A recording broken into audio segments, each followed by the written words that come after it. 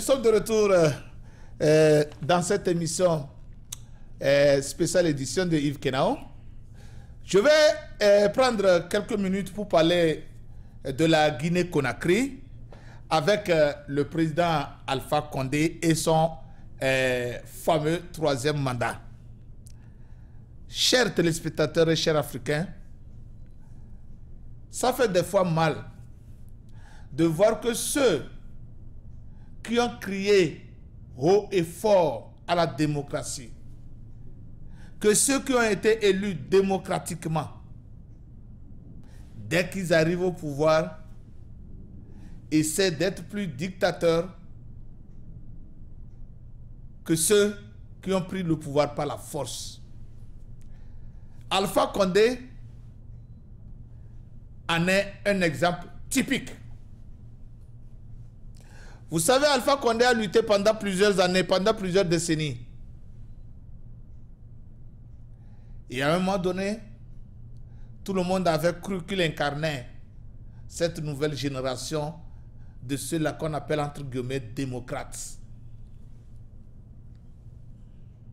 Un professeur à l'université, un diplômé, un intellectuel, arrive au pouvoir en Guinée et trouve que le mandat, la limitation de mandat est un frein à la démocratie. Alors que lui-même, quand il était de l'opposition, il criait, il combattait à ce qu'on limite les mandats. Alpha Condé arrive, un intellectuel, trouve que la limitation de mandat est un handicap au développement des pays africains. L'ironie du sort. La démocratie voudrait, bien sûr, qu'on limite les mandats pour donner la chance à tous les citoyens de faire leurs preuves. Ceux qui veulent de faire leurs preuves. Mais M. Condé, l'actuel président de Guinée, arrive à la fin de son deuxième mandat, qui constitutionnellement, selon la constitution de Guinée-Conakry, ne l'autorise plus à être candidat. Mais, comme il a dit que la limitation des mandats, surtout 2 mandats, ne permettait pas à un président africain de réaliser tout son programme, il cherche un 3e mandat. Il cherche à torturer le cou à la constitution guinéenne pour avoir accès à un 3e mandat. Et c'est là que je voudrais que les peuples africains, et surtout le peuple togolais, comprennent. Rappelez-vous que c'est M. Condé qui jouait le médiateur dans la crise togolaise. Maintenant, les Togolais vont comprendre pourquoi il était difficile à Condé de conseiller son homologue togolais, Faure Gnassingbé, de refuser, de renoncer à un autre mandat. Parce que derrière la tête de Condé résonnait un 3e mandat chez lui. Vous voyez? Ceux qui avaient fait confiance à la CEDEAO peuvent comprendre maintenant pourquoi c'était difficile à Condé d'être franc. Condé, lors de sa visite en Europe, a dit aux militants de son parti de s'apprêter pour aller se faire recenser. Et dès qu'il est rentré au pouvoir, il est rentré à Conakry, la population guinéenne l'attendait. La population guinéenne a manifesté pour exprimer son mécontentement, son indignation à son intention de briguer un nouveau mandat, de retoucher à la Constitution par référendum, lui permettant d'aller à un autre mandat. Les Guinéens continuent par le manifester. Ils l'ont manifesté au cours de la semaine. Ils continuent par le manifester pour que M. Condé renonce à son 3e mandat. Qu'il renonce à la modification de la Constitution qui équivaut donc à son 3e mandat. Chers Africains, c'est le lieu de vous rappeler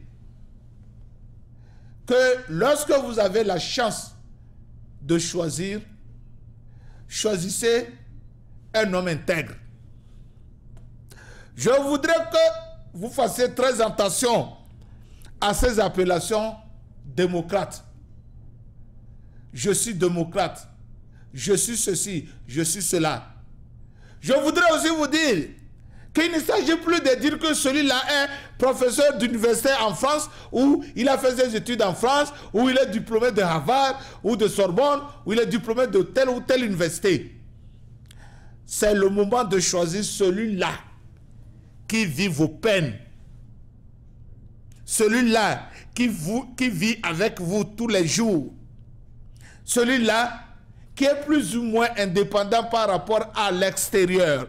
Je sais que tous dépendent de l'extérieur, mais il y a certains qui dépendent moins de l'extérieur. Alors, faites ce choix éclairé pour qu'on évite de retrouver de certaines Condé à la tête des Macky Sall et qui se disent démocrates, des Ouattara, qui viennent et qui cherchent par tous les moyens à changer, à modifier leur constitution. Alors, peuple guinéen, du courage. Vous êtes comme une sentinelle, peuple guinéen.